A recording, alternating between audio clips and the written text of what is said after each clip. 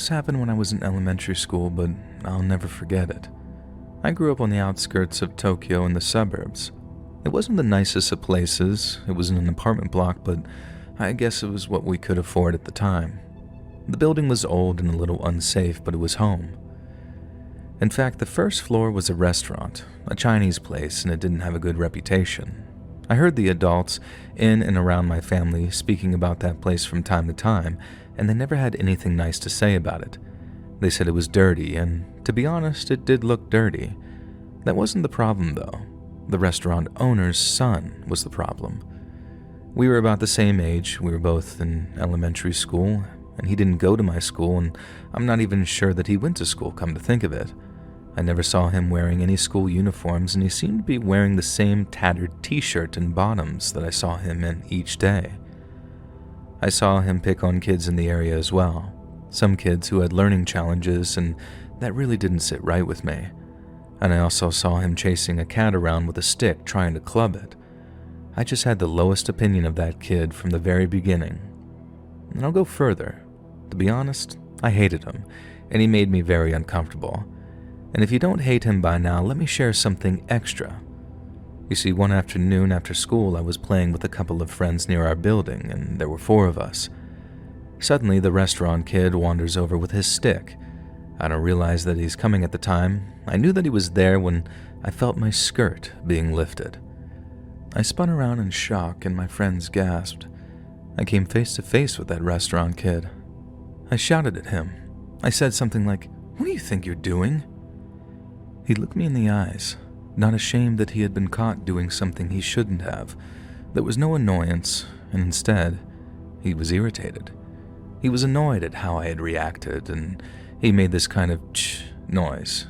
You know, the one that sounds like a tut. I didn't wait for him to say anything else. I just kicked my right foot back at him as hard as I could, and he fell to the ground with a thud and groaned in pain. He looked up at me, and I expected him to lash out, but instead, he grinned. And man, was that grin scary. I knew at that moment that I had to avoid that kid at all cost.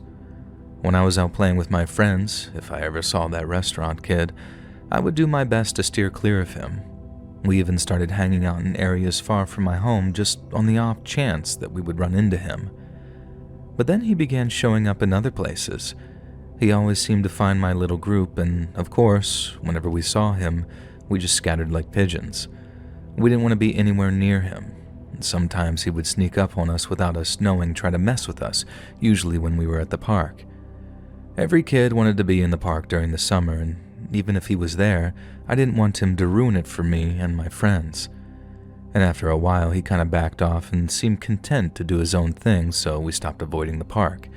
He didn't bother us, and we didn't bother him. We used to love playing on that slide, and it wasn't just any slide. It was a huge one with tunnels where you could pick up quite a bit of speed, and the whole thing was shaped like a whale, and we thought that it was absolutely great. Now one day as we arrived and climbed the stairs to the slide, we noticed 4 bottles of juice at the top, and there was a note under the bottles written on a torn piece of paper, and it read, "Free, please take," in very bad handwriting. One of my friends started yelling and celebrating stuff, saying things like, "Wow, we got something for free." But I was more cautious. I told them to be careful. My parents had always warned me not to pick up things off the streets, and this felt like one of those situations, so I wanted no part of it. One of my friends, Alice, had said something like, "What are you worried about? It's for us." And she picked up a bottle of juice. 2 of my other friends joined her, and suddenly I felt like a stick in the mud for not joining in. They each grabbed a bottle and called out, "Are you sure you don't want any?" Alice looked at me, and she was annoyed that I wasn't going to join in as she unscrewed the cap of her bottle. She was the first to start drinking the juice, throwing her head back and gulping it down. She managed about 3 gulps before it happened. She leaned forward and started spitting out the juice, or rather, throwing it up. She was projectile vomiting like something out of The Exorcist. And then she started coughing heavily, and we all laughed it off, saying, "That's what you get for chugging it." But there was one problem. She didn't stop coughing. We all stared at her, collectively thinking, "That's a lot of coughing. When's it going to end?" Then I broke the silence and asked, "Are you okay?" And she didn't respond. She kept coughing and spluttering. It was no longer funny. She was spitting, and when I saw her spit hit the ground, it looked brown. I looked at her and saw that foamy brown spittle was trailing from the corners of her mouth, and something was very wrong. We started screaming, and panic hit us like a wave, and we were all shouting for Alice's attention, each of us wanting her to say that she was fine. Alice looked up at us, clutching her chest, and the last thing we heard her say was, "Hot, hot, Mom," as she thrashed around. An older woman who had seen us crying and wailing rushed over and asked what had happened. The only thing we could tell her was that Alice drank the juice that we found at the top of the slide, and as we panicked and explained, we saw a look of horror across the woman's face. She dug out a flip phone from her purse and called for an ambulance.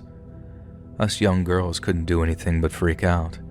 Yet, amidst all this chaos, I felt like I needed to turn away from Alice, as if someone was watching me. I turned to meet the eyes of the restaurant kid. He was crouching behind some plants in the park. It was summer and the grass was higher than usual. The restaurant kid was squatting down, watching our panic, smiling, so pleased with himself. My other two friends, and of course not Alice, didn't notice him, but I sure did. And as soon as he realized that I had spotted him, he ran. Moments later, the ambulance arrived for Alice. My parents and the paramedics asked me very serious questions, but I couldn't answer. It was all just some blur. I was so scared for my friend. I thought that when she left in that ambulance, it might be the last time that I ever saw her. Fortunately, it wasn't. She made a recovery and was even back at school after a week or two. And later we found out that the juice that she drank wasn't just juice. It had been laced with pesticides. No one knew who would put those bottles on the slide. I heard words like random and no motive thrown around a lot. In the end, they never caught the person who left the pesticide-laced juice on the slide, but I knew who did it. I just couldn't prove it. I was a kid and didn't know what I could do about it. I was just really glad Alice was back at school and safe. I guess I was also a little scared to come forward with my theory about who did it. I was afraid that if I told anyone, he would try to hurt me or my friends again. We all got a lecture about not touching things that aren't ours or accepting gifts from strangers. And a few months later, the restaurant on the bottom floor of our building went out of business or moved, I don't know which. It became a convenience store. I think no one missed that restaurant or that family, to be honest. I have no idea where that kid went. I just know that he probably didn't stop there. And he might be out there doing worse things than poisoning little girls at the park.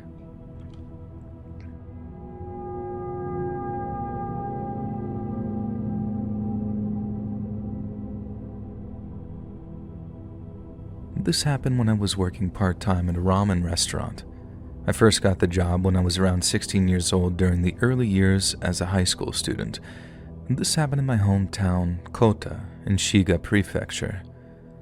The ramen restaurant I worked in was inside a shopping department, and I worked nearly every weekend after school serving customers and operating the register. I would start at about 7 and work right up to midnight some nights, cleaning and closing down usually. Opposite the register, there was a row of seats for anyone in the mall to use who needed to have a break. They were used by everyone, not just customers of our restaurant. My experience happened about a year and a half into working there, making me 17 years old at the time. Also, I'm female, by the way. One day during a lull in my shift, my manager and coworker approached me and asked, "Hey Erica, do you have any older friends around here?" I was kind of confused by that question, but quickly responded with a no because I didn't want to be asked strange questions like that. Both my manager and coworker shook their heads in what seemed like disagreement or surprise. I wasn't sure which, and then my manager said, "I see." I had no idea why they had asked me that, and I didn't know what they were talking about. I went back to work and shrugged it off, and a few weeks later, my coworker came up to me and asked, "Hey Erica, can you please go to the bathroom and come back?" It felt odd, but I stood there confused until the manager came over. When I asked them why they wanted me to do this, neither gave me a proper answer, and the manager just replied, "It's fine, it's just an experiment. Can you just go back and forth quickly?" I did what they asked, going to the bathroom and coming back. I didn't understand the point of the so-called experiment, though. After spending a few seconds in the bathroom, I returned to see concerned looks on both of their faces. My manager then frowned and said, "I think you might be being followed by an older man." At first, I didn't understand what they meant. I guess because I was young and a bit naive, I couldn't process why an older man would be following me, so I asked them. They both subtly glanced towards a row of seats, and I looked in that direction and saw an older man sitting there looking our way. As soon as he noticed me looking back at him, he turned his head. I had no idea who he was, but I felt pretty creeped out. Clearly, he had been watching us. I asked my coworkers why they thought that he was following me. I mean, sitting outside the store, is that really being followed? I wasn't sure, so I let them explain. "Well, every time you're on shift, the guy sits right over there and stares at you. When you leave the store or go to the restroom, he gets up too and starts following you. It seems like he's stalking you." And it terrified me, but not in the way that a ghost story would. As they say, people are scarier than ghosts. I glanced at him again, wanting to make sure that I didn't know him, and as I studied his face, I became certain that he was a complete stranger to me, and that realization left me feeling weird inside, a mix of disgust and numbness. After learning that he had been watching me, I couldn't get it out of my mind for the rest of my shift. I spent the time either looking over my shoulder or stealing casual glances at him, trying to avoid eye contact though. When my shift ended that night, my coworkers walked part of the way home with me, which I appreciated. But later, when I was alone, I looked over my shoulder and saw that same creepy middle-aged man following me at a distance. And that's when I realized I was being stalked. I managed to get home, but it was nerve-wracking. I didn't know if he just happened to be going the same way or if he was truly following me. At first, I didn't want to rely solely on my coworkers' suspicions. They weren't detectives, after all, but I gave the man the benefit of the doubt. However, my thoughts changed when I went to work the following night. The creepy man was back, and at one point I noticed that he was standing uncomfortably close to the bathroom. Then, during my break, I went to a nearby convenience store and realized that he was following me again. He watched me enter the store and, to my surprise, left shortly after. Feeling relieved to be away from him, I returned to the restaurant, but there he was again, sitting on the seats opposite my work, never taking his eyes off me. I asked my coworkers and manager to keep an eye on him over the coming days because I still wasn't sure what to do. Chillingly, I later heard from a colleague that the stalker had been seen going into the same convenience store right after I left and had bought the exact same things as me. Apparently, he was even interested in the magazines that I had picked up and flipped through. It was all piling up on me. It felt like he was there from the moment that I started my shift until the moment I finished, but I didn't know what I could accuse him of or how much trouble it might cause me if I did and wasn't taken seriously. At that point, I was so creeped out that I began to dread going to the job that I had once enjoyed, and I was feeling frightened.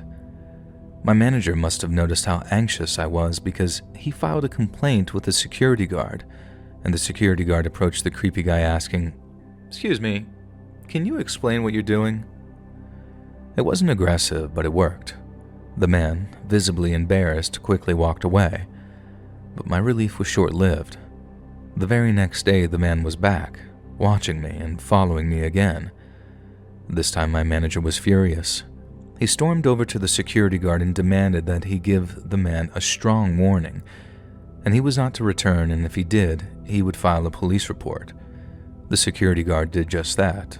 Once again, the man got up and left, clearly embarrassed. I hope the threat of a police report had done the trick, and for the first time in a while I had a peaceful shift, and it felt so good to glance at the seats and see them empty. When my shift ended that night, I headed to the parking lot to get my bicycle. It was always dark down there, especially after a late shift. As I unlocked my bike and tried to push off, it wouldn't move. Confused, I looked back to see if my wheel was caught on something, and that's when I saw him.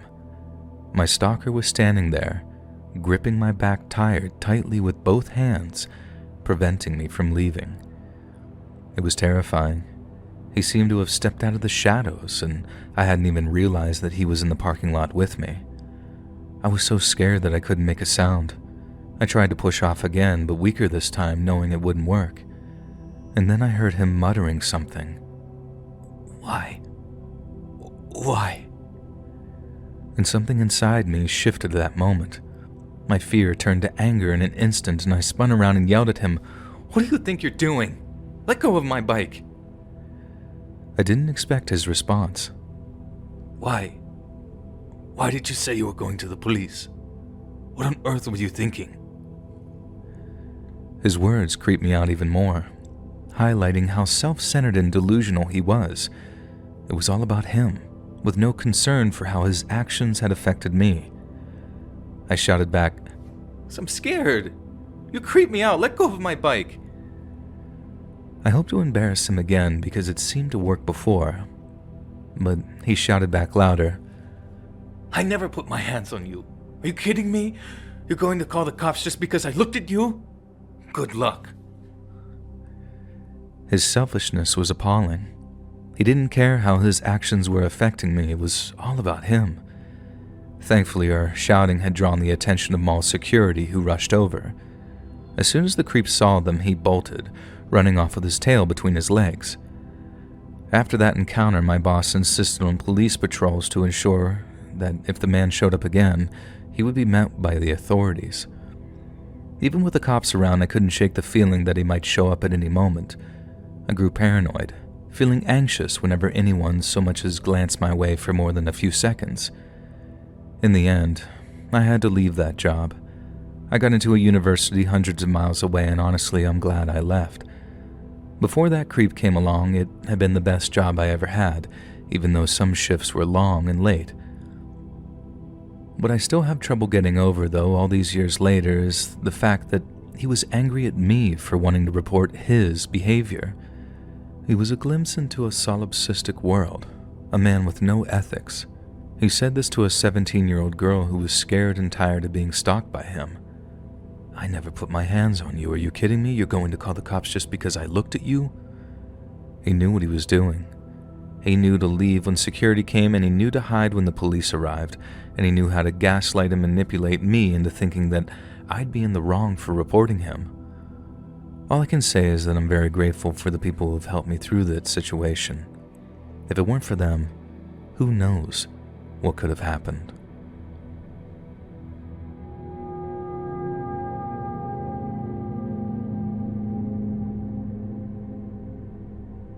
This happened when I was in the 2nd grade. I felt sick in the morning but wanted to go to school that day. I managed the first period okay, but then I was sent home because I was running a high fever. Luckily, we lived on the same street as the school, so instead of getting my parents out of work to come and pick me up, I just walked home. It was fine to walk home alone for me. I didn't ever worry. It was only a short walk. I let myself in and went straight to my bedroom. I got into bed and fell asleep before I knew it, and I was sleeping soundly, I guess, but then I was awoken by a noise from downstairs. I honestly just thought that it was my mom coming back from her part-time job or from shopping or something, and the school probably called her. Since she woke me up, I figured that I might as well go downstairs to go and see her. I crept down the stairs quietly. I felt like surprising her that day. I likely had a smile on my face as I slowly went downstairs. However, that smile would have soon disappeared when I realized that Mom wasn't down there. Someone else was. It was our neighbor, a guy of about 50 years old, and he lived next door. I stopped and stared at him, and he had a knife in his hand. Seeing me at home, he panicked. And now I'm old enough to know that he didn't expect company. He would have assumed that the house would have been empty, or, I dread to think, my mom would have been home alone. Before I could begin to process what I was seeing and begin to question what was happening, he spoke to me. "Hey, can you keep a secret? No one needs to know that I was here. Okay, pal?" My eyes were glued to the knife in his hand the whole time he was speaking. My brain was now in gear. Remember, I had just woken up and I had a fever, and now I was beginning to put two and two together. Well, trying as best as I could. I was only a kid when this happened. I stared at that knife and I just thought to myself, I am in danger. I was so scared when the gravity of the situation set in that all I could do was nod yes. He smiled at me when I nodded, and then to my surprise, he turned and left. I ran over to the door and locked it. I guess I must have forgotten to lock it when I got in from school. I wanted to tell my parents, but I thought that my neighbor might kill me if I told them. He had scared me so much with that knife that he had in his hand that there was no way that I could break the promise that I had with him. I had to keep that secret. And so, I didn't say anything to my parents. About a month went by and life was kind of back to normal. I thought about the neighbor often, and I didn't like being home alone after school waiting for my parents to come home, but I was surviving. And one afternoon after school, I heard a knock at the door. I went to the door and it was the old man next door, standing out there. He had a load of sweets and he wanted to give them to me. I was so stupid to open the door while I was home alone after what had happened. I realize now how foolish I was to open the door while I was home alone after what had happened, and I know better now. Reluctantly, I accepted what he offered and quickly closed the door. After that, he would bump into me or come to the house once a month, always bringing candy, and he would smile and say, "Here you go, eat these." At the time, I didn't understand why he kept giving me sweets. In hindsight, I guess it was to bribe me into silence. I can't be certain, but that's what it seems like. I didn't like being rewarded for reasons I didn't understand. It felt wrong and a bit disturbing. Whenever I saw him smiling at me with his candy in his hand, I couldn't help but picture him holding a knife instead. One time he came over with candy while my mom was home. I didn't want to talk to him or make eye contact, so my mom made excuses for me, saying things like, "Oh, he's just shy." She even laughed, finding my shyness endearing, I guess, but she didn't know the secret that I was keeping for him. Months went by, and then I heard the news that our creepy old neighbor had passed away, and it felt like a weight had been lifted off my shoulders. My parents thought that I would be devastated because to them, it seemed like we had some sort of deep connection, but instead, I was celebrating, not mourning. I didn't shed a tear for that man. Life moved on. I grew up, moved away, and started a life on my own. I've always been a little on edge when home alone, but it has gotten easier over the years. Last weekend, I returned to my hometown and was reminded of our neighbor at a neighborhood party with my parents, and someone brought him up, and I listened in. "That old guy loved betting on horse races and playing the slots," someone mentioned. Another person added, "Yeah, I just remember him being an alcoholic. He used to show up at our house uninvited all the time. I had to have strong words with him once to make him leave." And then another chimed in, "Isn't it funny how all the thefts in the neighborhood stopped after he passed away?" And that's when it dawned on me that he was probably there that day to rob us, maybe even more. If my mother had been home alone, something that happened often because she worked part-time, things could have turned out very differently. He must have been bribing me with sweets to keep his secret. He was an alcoholic thief who preyed on our neighborhood. I can still see his face and the knife in his hand. It's a memory that haunts me to this day.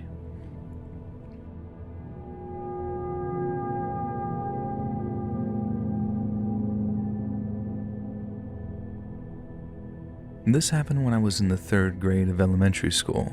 I think it wasn't long after I had turned 8 years old. My family and I were all out on a drive one weekend afternoon, and it was bright and a sunny day. I remember we were going to see our cousins, and I was really looking forward to it. We didn't end up making it to our destination that day. We got into a car crash, a really bad one. An oncoming car in the opposite lane had swerved over the central line and came into our lane. The car hit us head on and our car was smashed backwards into the border at the side of the road. We were out in the sticks, in the mountains, and we were hit with such force that we crashed beyond the guardrail and we ended up rear-ending the rocky outcrops of a mountain that we were passing under. I looked up to see that my mother, who was driving, was slumped forward in her chair. Her arms hung motionlessly at her sides. She was still in her chair, though. My grandma was in the back, and when we finally came to a stop, she had her head against the back of the driver's seat, and she wasn't moving. My grandma was in the back, and when we finally came to a stop, her head was pressed against the back of the driver's seat, and she wasn't moving. My sister was also in the car, lying face down in the footwell of the back seats. She was in an awkward position and wasn't moving either. As for me, I had insisted on riding shotgun, so I was in the passenger seat. The first thing I felt was pain in my leg. It felt like my leg was stuck at a weird angle and I couldn't move. I looked forward towards the front of the car and the hood was completely destroyed. Black smoke billowed out from the crumpled metal, and the windshield was smashed, and the cracks in the glass made it look like the biggest spiderweb I had ever seen at that age. There was blood inside the car, a lot of it. I could see it, smell it, and it felt as if I could almost taste it. I wasn't sure if I was bleeding at that point. As I mentioned before, we crashed on a mountain road. Numerous cars were passing by since it wasn't exactly a quiet road. It wasn't the kind of road with a sidewalk either. There was nowhere for people to walk alongside it. There weren't even houses in the area, it was just a stretch of highway. Cars kept passing by and I didn't know what to do other than call out for help. I was panicking, as you can probably imagine, because I seemed to be the only one in the car who was conscious. Fear consumed me in those moments. I don't think I was even shouting words, I was just making as much noise as possible in the hope that someone would hear. I was so scared, but even though I was utterly terrified, there was one thing about that day that scared me even more. The scariest thing of all was the fact that no one pulled over to see if we were okay. No one stopped. I can't forget the faces I saw through the blood-stained, shattered glass. They just stared. I know some of them must have heard me screaming because they slowed down and rolled their windows down. The people passing along the highway just looked our way with half-hearted interest or morbid curiosity. Why didn't they stop to see if we were okay? And I still can't understand that. They didn't care. They just left us there while the smoke grew blacker and blacker, and I felt salty tears stinging the corners of my eyes. I felt so helpless. In the car, no one showed any signs of waking up, and I couldn't move. My leg had hurt at first, but now it was numb, and I felt utterly helpless. After about 15 minutes passed, or at least that's my best estimate, it could have been longer, my voice was getting hoarse from all the screaming and shouting. More cars passed, and still no one stopped. And I was beyond scared. I was, I guess, hopeless. But then I heard someone shouting and coming towards our car. Miraculously, two guys, who I can only assume were out on a hike in the nearby mountain area, came rushing over. Those middle-aged hikers were like guardian angels that day. They called for an ambulance and waited with us. Although my mother was bleeding profusely, her wounds weren't life-threatening and she needed stitches, though. My sister got away with just a couple of stitches, but she was badly bruised and had lots of minor cuts. And I thought I was going to lose my leg, but it wasn't that bad, it was just fractured. Unfortunately, my grandma didn't make it. She had suffered a collapsed skull as a result of the crash. The car that crashed into us belonged to an elderly couple, and I still remember what the old man looked like. He had a really red face. It looked like he'd been drinking or something, and I saw him at the hospital that we all ended up at. He nodded at us when I saw him and said something like, "Huh, you guys made it. I guess that means you're all good. That's great." Just like the passersby on the highway, his interest in the damage that he caused was minimal. I learned something horrible about people that day. Indifference in Japan can be truly chilling.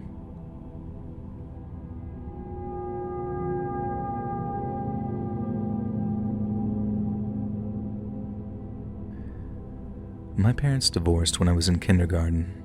It was a rough patch in my life, but I won't bore you with the details. To skip ahead, I ended up living with my dad when I was in elementary school. We lived in an apartment. My dad wasn't rich and neither was his family, but I wouldn't say that we were poor either. I felt like I had a normal lifestyle. This happened when I was in the 6th grade, so around 11 years old. After school, I had volleyball practice, and afterwards I usually walked home. I'm a girl, by the way, and usually a friend walked home with me, but that day she was out sick, so I had to walk alone. I left school at around 5 p.m., which was later than usual for me. Since it was winter, it was already dark. The walk from school to our apartment was about 25 minutes, and because we lived in a rural area, there weren't many streetlights. I was scared of walking home alone at that age, so I tried to go as fast as I could. Even though I was tired from practice, I felt like I was keeping a decent pace, and about 5 minutes into my walk, I noticed a man in his 30s walking behind me. Normally, it wouldn't have felt like a big deal if it were daytime, but since it was dark and I was alone, I was very nervous, and my heart was starting to pound. What if I get abducted? Like on the news, I wondered. Feeling paranoid, I quickened my pace. I didn't know if it was my imagination, but it seemed like when I sped up, so did he. In my rural town, you didn't see many people out after dark. Most people were at home relaxing by then, and that's how I saw it, at least. I kept thinking if something happened to me, no one would be around to help or even notice. And the more I allowed these frightening thoughts to enter my mind, the faster I walked. I was almost home when I reached a red light at the intersection across from my street. I used the opportunity to check behind me. The man who I thought had been following me wasn't there anymore, and I felt relieved and assumed that I'd been overthinking. I slowed down to my usual walking speed.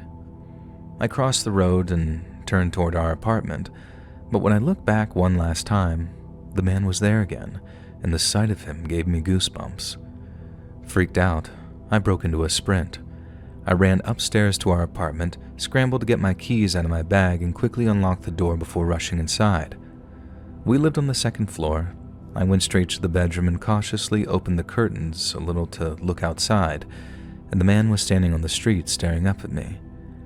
I was terrified and couldn't bring myself to look away. I just stood there, watching him until he slowly walked away from our building. About 2 hours after the man left, my dad came home from work. I desperately wanted to tell him what had happened, but I didn't want to worry him. He always seemed stressed, so I just kept quiet. A month passed, and I thought about that day often, but nothing else happened to make me feel scared or anxious. Then, about 2 months after that incident, on a Sunday morning at around 8 a.m., someone rang our buzzer. My dad was getting ready for work, so I went to the door and looked through the peephole. 2 men in suits were standing outside. I called out and asked who they were. One of the men said that they were from City Hall, so naturally I opened the door. And as soon as I did, one of the men stuck his foot in the doorway to prevent me from closing it, and I was terrified. "We're here to have a difficult conversation with your father," one of the men said. "Is he here?" I didn't know what else to do, so I called my dad. When he came to the door, it seemed like he recognized the 2 men, and he turned to me and said, "Go wait in the kitchen." My dad's mood shifted drastically after seeing them. I wanted to know who they were and why they needed to talk to him, so I lingered in the hallway listening.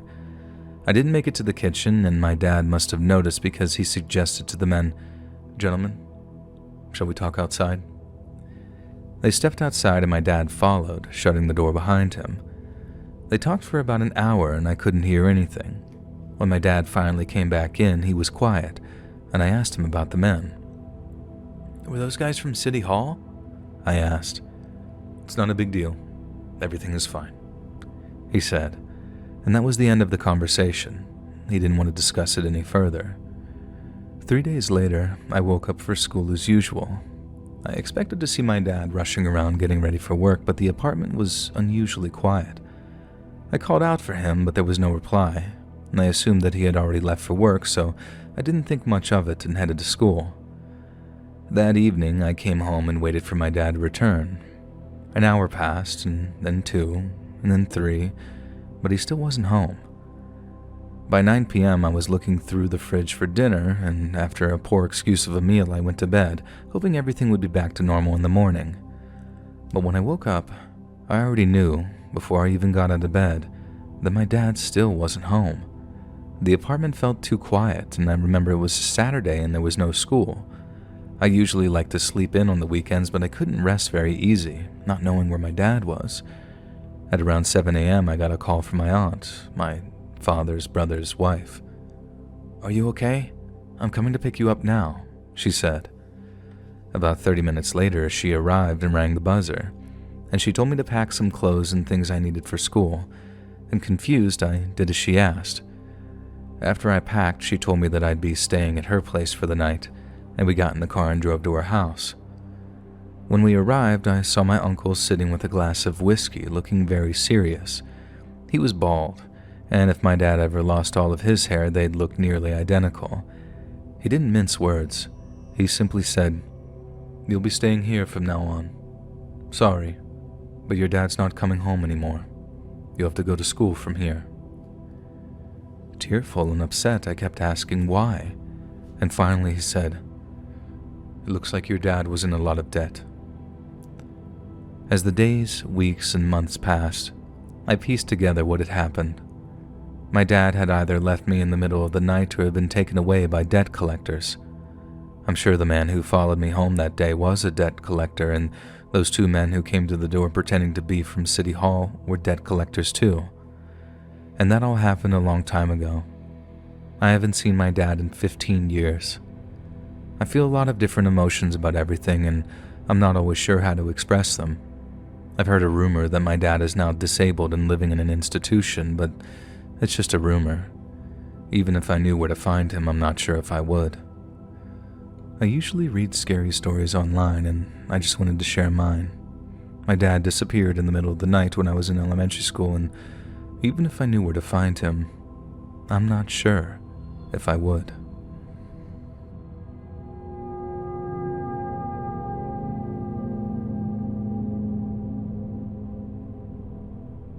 I've had some pretty creepy experiences in my life, and many of them still live with me, re-emerging when the lights go out. And by that, I mean I am essentially haunted by their memory. One experience in particular stands out. I remember being home alone and hearing a woman's voice. I couldn't make out what she was saying. She was mumbling and sobbing. It was terrifying, and I just ran straight out of the house. On another occasion, I was home alone and the door to the living room slowly creaked open by itself. I immediately got to my feet to see who was there, but of course, no one was. I don't know if I'm susceptible to paranormal stuff, but I'd be lying if I said that I wasn't a believer. But talking about the paranormal isn't why I'm here today. I want to share with you the scariest experience I've ever had, which happened when I moved into an apartment to live alone for the first time in my life. This happened 3 years ago, just after I had moved in. Picture a room with just the bare essentials, furniture, and a lot of cardboard boxes. I was too tired to unpack, so I thought that I'd do it the following morning, and after positioning my armchair at the perfect angle for the TV, I collapsed into it and relaxed. I must have dozed off because I was suddenly awakened by a strange noise. I heard laughter coming from the opposite side of the living room wall. I only heard it once, or at least I think I did, so I chalked it up to being half asleep. I didn't make a big deal out of it and got up and went to bed. The next morning, as I was making breakfast, I heard another noise from the wall opposite my living room, and it was that same laughter. A weird thought crossed my mind. Was the person next door laughing at me? I need to give you some context here, though. When you think of laughter, you probably imagine sitcom laughter, like a live audience laughing at something funny. But this laugh wasn't like that. It wasn't someone laughing at a TV show. It was deliberate and unsettling, like something out of a horror movie, almost like the Joker. It creeped me out.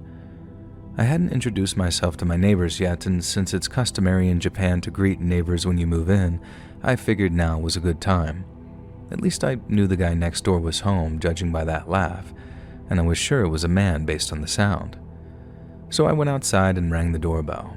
I waited a couple of moments, but no one answered. Just as I was about to give up and go back inside, one of the other neighbors came out of their apartment, and he looked like he was heading to work. "No one's lived there for a long time," he said. As you can imagine, that was strange to hear, considering I had just heard someone laughing next door. I introduced myself but kept the laughter to myself, and I chalked it up to another paranormal encounter. Great, I thought. Trust me to live next to a haunted apartment. Normally I would have freaked out and wanted to move immediately, but since I had previous run-ins with ghosts, I decided to stick it out. Nothing much happened, except for hearing that strange laughter now and then over the following days. Who cares about a little laughter, though, anyway, you're probably telling yourself. Well, 3 months went by quickly, and aside from the occasional laughter, things were uneventful. And then, after that 3-month mark, I started hearing a new noise. It was a strange clanking sound coming from the living room wall. The laughter was one thing, but a clanking, banging sound was a bit too much. I thought about moving, but honestly, I was just too lazy to pack everything up and find a new place. I stalled and eventually learned to live with the noise. Life got in the way, and I was out more than I was in, anyway. One weekend, either a Saturday or Sunday, I got so annoyed by that noise that I decided to kick the wall where the sound was coming from. In my head, I thought it was pointless. Kicking the wall wouldn't bother a ghost. But I kicked it anyway, and I wasn't prepared for what happened next. I heard a distinct male voice shouting, "Whoa!" followed by the sound of something crashing. What the hell is going on, I thought. I froze. I didn't expect to provoke a reaction from a ghost. Then, reality hit me. Occam's razor. There wasn't a ghost next door. Maybe someone had been living there without the landlord's knowledge, possibly squatting. I wasn't about to ring the doorbell again, but I knew someone who would. The police. I called the cops and they arrived quickly. I heard them try the door and go inside. There was a commotion, a heated exchange, and some screaming. It turned out that someone had been living next door, and I found out later that a middle-aged man had been staying there, even though the apartment was supposed to be empty.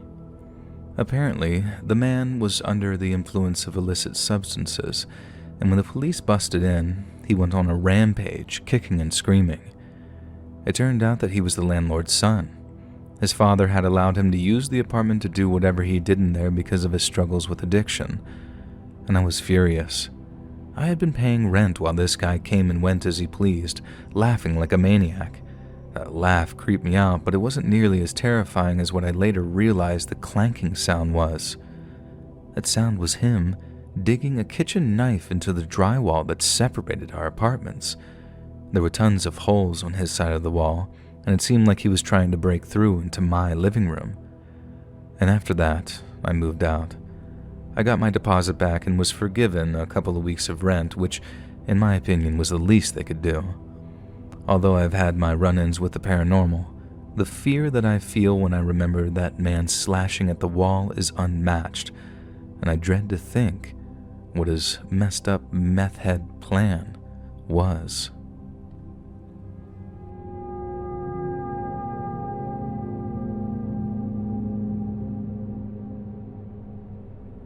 This happened about 5 years ago in Kyoto, the former capital of Japan. I had an office job and sometimes the hours weren't as flexible as I'd like them to be. We workers usually had to stay until the projects we were responsible for were complete. I didn't mind, I suppose, but it was hard to maintain any constants in my life. Because I didn't have a steady routine, I decided to do something about it. I made a commitment to myself. I would take a walk after work around a forest trail near my neighborhood, no matter what time of day that I finished. Now, since I typically finished work late and the forest trail was quite remote, I usually didn't run into any people during my walks. But one night, that changed. I encountered someone standing by the side of the forest trail. He was a man of medium build, dressed in dark clothes, and the most striking thing about him was that he was completely still. And in a word, he was motionless. And from the moment I saw him, I felt something was off. He gave me the creeps, and I didn't like the idea of passing him in the middle of the forest, in the dark. I didn't want to go anywhere near him, but if I turned back, it would add another 30 minutes to my walk. I didn't want to do that. I remember physically trying to stop my hands from shaking. I was all tensed up, sure that he was about to do something as I passed him by, but fortunately he didn't. It was as if he didn't even notice me. Due to some terrible weather in the area, I hadn't been out for my walk for a few days. I also skipped my routine walks on the weekend. When I finally got back on the trail, to my shock, I encountered the same man again, standing in the exact same spot as before, 4 days after our first meeting. It was an unusually clear night. The full moon illuminated the forest trails well, and thanks to the moonlight, I was able to see the man from a distance and turn back quietly before he noticed me. Once again, he was motionless with a vacant look on his face. Why was he out there? And because of him, I quit my nightly walks. I just didn't feel like doing them anymore. About 2 weeks later, I was in the office break room reading the newspaper when I got another shock. An article reported that a body had been found in the forest and the police suspected murder. I immediately thought of that strange man and wondered, could he be behind it? It seemed possible, but in the end, I thought it was probably unlikely. Still, I couldn't get it out of my mind. My curiosity got the better of me, so one Sunday morning I headed back to the trail. I found the area the police had cordoned off, and there was police tape and a detour in place. The spot covered by a white tarp, hidden from the public, was exactly where I had seen that man standing by the trail. When I saw that, I got the shivers and immediately turned back for home. It might not be related, but after that, something strange happened. I developed insomnia and couldn't sleep without taking sleeping pills. I think I might have had a close call that night I passed by that man. And could he have been the culprit? Or had I passed by the victim who was somehow trying to be found? Or maybe it was neither. And I guess I'll never know.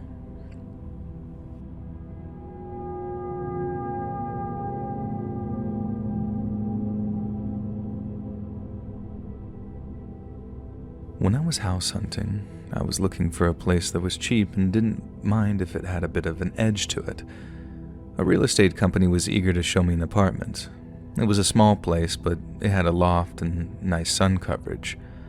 The coolest thing about the apartment was the vast amount of storage space due to the high ceilings, and it was in a great location. I literally had no complaints, so I told them that I'd take it on the spot. And man, was that a mistake. At the time, I had a cat, and I have to admit that I forgot to let them know. In my defense, they never asked, and I felt guilty about it, but I didn't want to lose the place or give up my cat. It was tough. I figured it might be best to just keep quiet and see if anyone noticed. After meeting some of the residents and introducing myself, I took a look around the area to familiarize myself and find my go-to stores. The neighbors were welcoming, and I liked them. Once all the moving was done, I was exhausted. That night, I only unpacked the bare essentials. My cat was acting strangely. She stayed by the front door and occasionally hissed, and I assumed it was due to the new environment, so I didn't think anything of it. But then my cat made a low, growling noise, the kind that you're probably familiar with. That unnerved me a bit because she didn't usually make that sound. I figured maybe that there was another cat nearby and tried to ignore it. I went to sleep quickly, exhausted from the move. But my cat wouldn't stop growling night after night. One evening, I tiptoed over to her, trying to figure out what was bothering her. I realized that there was someone on the other side of the door. I'm not talking about anything supernatural. I mean, a human. You know when you see the shadow of feet through the gap beneath the door? That's what I saw. I wanted to throw the door open and confront whoever was there, but the risks were too high, and I didn't feel safe. Whoever was out there was not normal. Who stands in front of someone's door in the middle of the night? I was terrified. I was living alone as a young woman, and someone was outside my door for reasons I couldn't understand. The only thing I could do was retreat to my bedroom with my cat and wait until morning. My cat kept growling, and I barely slept that night. And after that, sleeping became difficult. I wanted to move out of the apartment, but I was locked into a long-term lease and couldn't leave without losing a lot of money. I didn't have any family to turn to either. I had 3 months left before I could move, so I held on to that. The stress got to me, and I ended up visiting a doctor who told me that I was suffering from stress, and I even lost weight. I stayed with a friend for a few days, but after a while I felt like a burden, so I returned to my apartment. I decided to show my face more around the apartment complex, hoping to get along better with my neighbors and let them know that I was okay.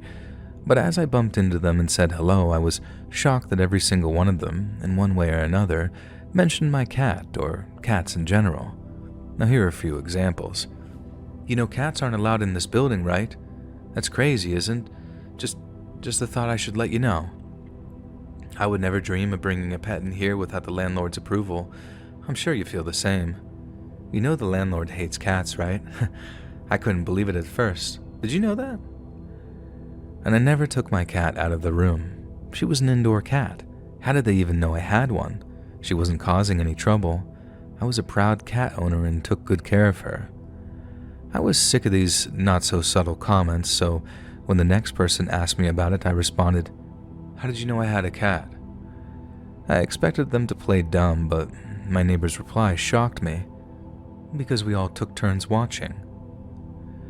And this is where the story gets truly intense. Apparently, the landlord had ordered the other residents to keep an eye on me. My neighbor told me that as soon as I returned home from work, someone was assigned to keep watch. The creepiest part was that she wasn't even embarrassed or thought it was strange. She proudly and smugly admitted that she found my cat by lifting the mail slot on my door to peek inside my apartment. I argued that what she did was a complete invasion of my privacy and totally insane. Every argument I made was met with the same response. We were just doing what the landlord told us. It was a total weird setup and it was deeply disturbing. The landlord had brainwashed them all. Since my neighbor was happy to tell me everything, I just kept asking more questions, and her smug smile only grew wider as she saw how much it was affecting me. When she told me that the landlord had instructed them to go through my mail to learn more about me, I decided enough was enough. I called the real estate agency immediately and informed them that I was leaving, and thankfully they were sympathetic and I didn't lose any money. Now I understand why such a great place and a great location was so cheap. I can laugh about it now and it makes for a good story, but it is still deeply disturbing to me. Nowadays I live in a better place. No weirdos outside, no issues with pets, and no insane landlord. Sometimes a good place is worth the price, and if something seems too good to be true, it usually is.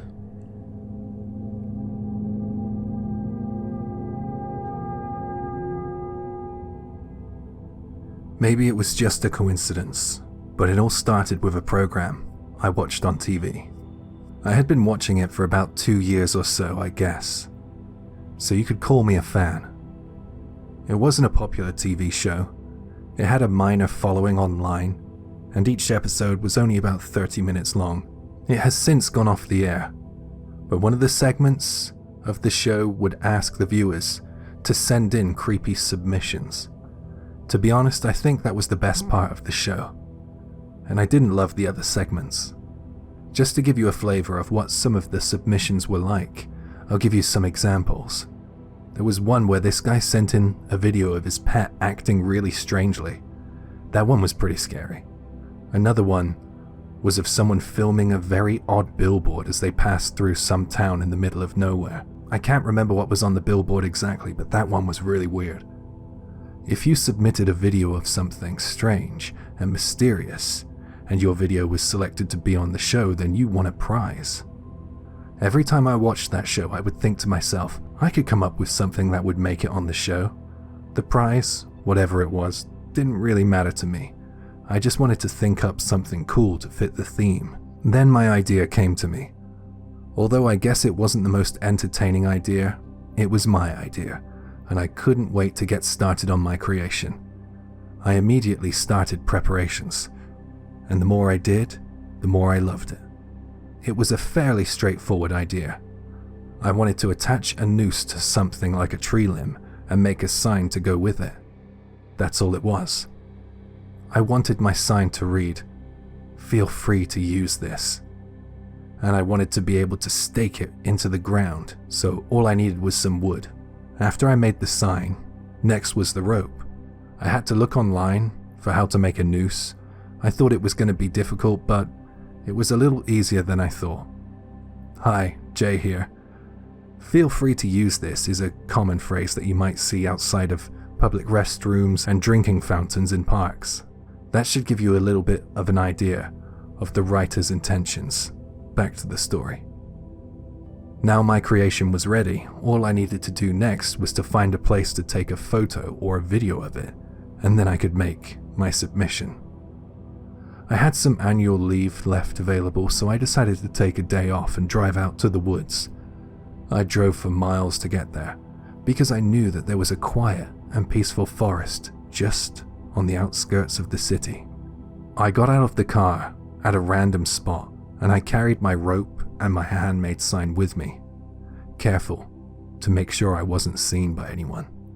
I knew these woods were very, very quiet though. I headed into the woods.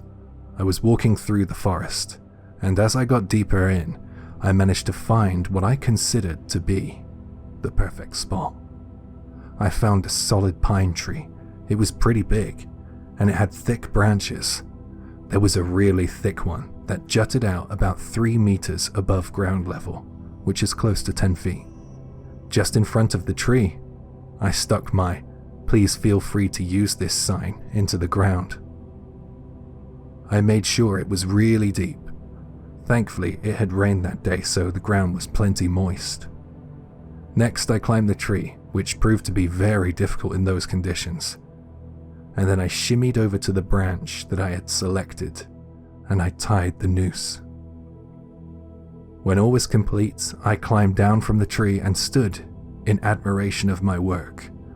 I was pretty satisfied. By now, I'm sure you get my idea. I wanted to take a short video of me stumbling across a noose hanging from a tree with a sign in front of it saying, "Please feel free to use this." I know it's not in good taste, but I was certain it would have been good enough to get on that TV show. I thought it was actually a really cool idea. However, when I went to take the video, something didn't seem quite right to me. It looked all a little too new, if you know what I mean. The "Please feel free to use this" sign that I had bought from a hardware store in the city stood out like a sore thumb. Also, the wood I used to make my stake and sign looked like it had just been picked out of a timber yard. It looked fake. And though it was, I wanted to make my video look real. One saving grace was the rope. That didn't look too bad, but this brand new sign, supposedly being discovered deep in the forest, would not do. I had to think of how I could make my video. I didn't want to go to all that effort and then not make a submission. I thought about it for a while, and then it came to me. Because it had been raining, and more rain was forecast, I figured that if I left my sign out there for a while, it might end up looking a little more authentic. You know, a little more weather-beaten or something like that. I figured the wood of the sign would get covered in dirt and leaves from the wind and rain, and that would create the desolate atmosphere that I was looking for. Of course, I was a little worried that some hiker or someone would find it and remove it, but I guess that was a risk I just had to take. If I wasn't living in an apartment block, I would have put my sign in my garden or something. I was worried that someone might get mad and destroy the sign. You know, some overcautious, easy to offend know-it-all. I didn't want the law to get involved either, because to me this was nothing but a light-hearted prank. I don't think that I had committed a crime. I mean, essentially it's just a piece of art, right? With all that in mind, I decided not to be that bothered by leaving it there. Who cares, was my final thought as I headed back to my car through the forest. The following couple of days became very busy for me, and before I knew it, I had completely forgotten about making my video and the sign and the noose out there in the woods. Exactly 1 month later, I remembered that my piece of art was still out there in the woods. I remembered while I was watching that TV show, the one I was supposed to be submitting my video to. I immediately got in my car and drove off to the forest to see if it was still there. During the month I had forgotten about it, there had been some typhoons passing through my prefecture. When I arrived back at the forest, I noticed that there had been a lot of growth. The weeds and brush were difficult to wade through, The grass was thick, and the forest floor was littered with broken tree branches and leaves. It made it tricky to find my creation, and I would be lying if I said I didn't get a little lost.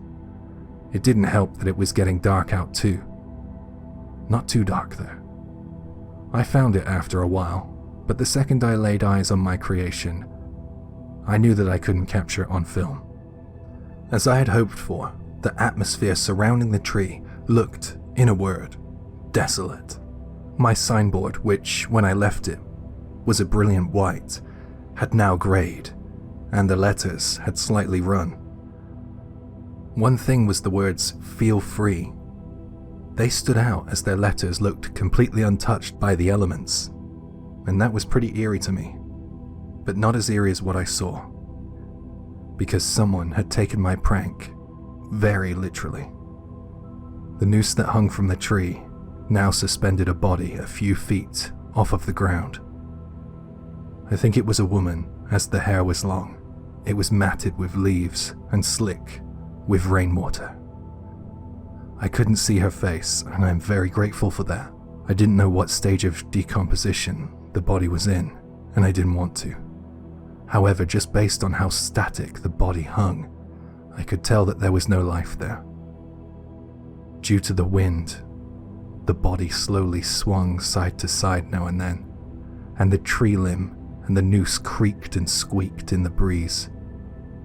The body slowly twirled, and just at the point where it would have been side-on facing me, revealing the face of the victim, I ran for it, and I ran as fast as I could. I was so scared. I am still scared, by the way. I thought about calling the police, but it turned out I was too scared of doing that too. If I reported it to the police, then what would happen to me? They would find out that I was the one who set it up. They might even stupidly think that I encouraged people somehow. I have wondered if what I did can be considered an assisted suicide. I don't think it should be. I don't think I should be accused of a crime when all I did was make a sign. I guess at the very worst, it could be seen as a mean-spirited prank and nothing more than that.